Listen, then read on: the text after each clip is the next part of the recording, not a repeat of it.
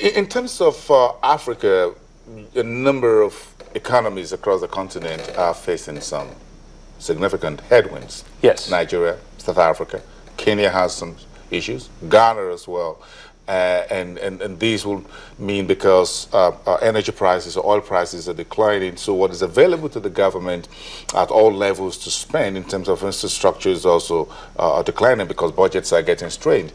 How do you take care of this within your strategy of this expansion and your outlook for what you think consumption outlook is for your product across the region?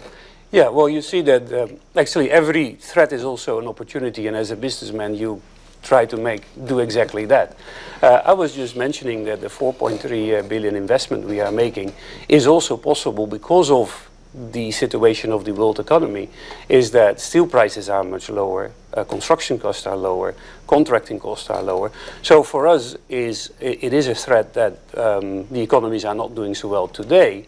But cement is a long-term business, so we believe for sure in the future of Africa. And we believe that when these plants are coming on stream in 3 to 4 years' time, the world will look different and will have recovered from the energy shocks we are going through right now. So for us, we see it as an opportunity to invest right now. Okay, talk to us about, next month you're stepping into Tanzania. Yep. So talk to us about the Tanzania operations. It's a position in Mount Moara, where we also have a jetty. So for us, it is and Tanzania is a large market in both of population and of growth. Yes, there's a lot of competition, and certainly we don't take that for granted. We have to work hard. But we are in a place of the market, of the country, where we have a lot of opportunities to sell our product. We are building a jetty, and from that we can export our product to the neighboring countries. So that is our plan for Tanzania. In terms of 2016, it looks like some of your short to medium term plans will be coming to an end. So you need to kind of move forward in terms of investment. So we'll get into the end of that. So what's the next phase? So that is why I'm happy that we have announced this and that we have already signed the agreements to do that, because you're right. The one with Sinoma? Yep. Most of them they are. So because if you look at the pipeline, it's only Tanzania which is happening, and then Congo. And once these two are over, basically our pipeline is relatively empty. So we are doing, other than Tanzania and Congo, we have a few projects still going on in West Africa, which are grinding stations and import terminals. So that's where the next phase of growth will come from. And then actually we're going to need all this additional capacity. Why was the deal with Sinoma not exclusive to Dangote Cement?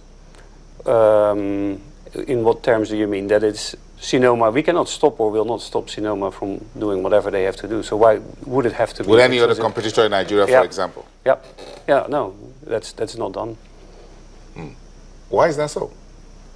Why would we? We are confident that we can do it very well the way we do it. So in terms of competition, signing this deal with Sinoma will ramp up what you are able to do, but the door is still open for your competitors to do the same. And Sinoma is not the only one who can deliver this. So the door is obviously always open for the competition.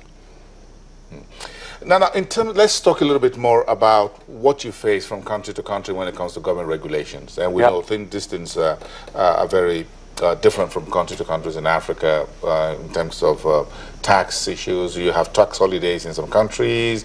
Do you get tax incentives? Do you have a pioneer status in some areas and things? Do you have some concessions in those countries? Yeah, because like Nigeria and other countries, because what we are doing as a business model to produce locally is what a lot of governments actually try to encourage, so that countries build up their own industrial base and are capable of producing their own goods rather than importing. So a lot of countries do give incentives to establish your own production, and that is a practice which is followed worldwide.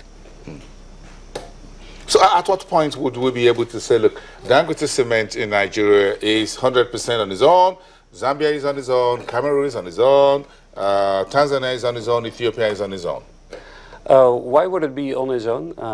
I think there's a fantastic growth story for South of Saharan Africa. If you look at it, we have about 1 billion people in that geographic region. And the cement demand at the moment and sales is about 100 million tons, which is, and that is a key performance indicator we use, which is about 100 kilos ahead.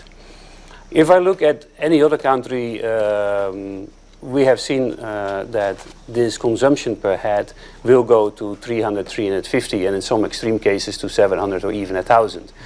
So there's still an enormous amount of growth to be had in South of Saharan Africa. And we have also a doubling of the population from 1 billion to 2 billion in the next 25, 35, whatever you call years. So if you just say, I'm a little bit conservative, cement demand in the next 25 years will grow to 200 kg per head, which is still half of worldwide average, and population grows in the same, cement demand will more than be 4 times. So whatever Dangote is building and is doing, I think we will have a difficulty in actually building enough cement for Africa. So you're already making cement for the next population? Yes, you have to plan ahead. Cement is a long-term business. Usually a plant is around for 30 to 50 years. I wish we can keep you here longer than this. Thank you very much, Onne Van Der, the CEO at Dangote Cement. We appreciate your time this Monday for coming here on the program. Dangote Cement, the Pan-African Footprint.